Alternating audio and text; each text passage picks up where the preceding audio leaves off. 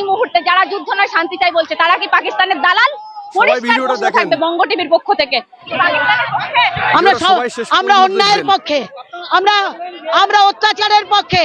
পাকিস্তানের গরিব মানুষদের যেভাবে মারা হবে, আপনার কে ভারতের জন্য কষ্ট হচ্ছে? আমরা ভারতীয়। ভিডিওটি তো অনেক গুরুত্বপূর্ণ।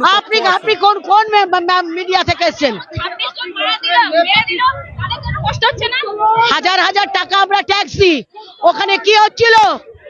কোথায় ছিল মিলিটারি? প্রত্যেক পায়ে পায়ে প্রতি 7 জন।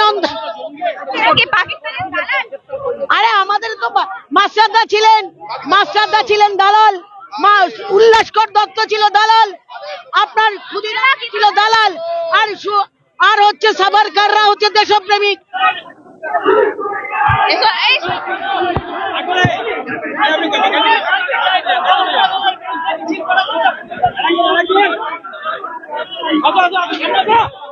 যুদ্ধের বিপক্ষে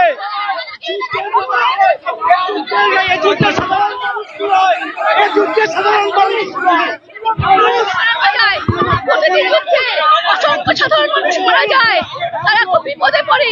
তাই একেবারে নয় পাকিস্তানের যুদ্ধবাজ দেশ,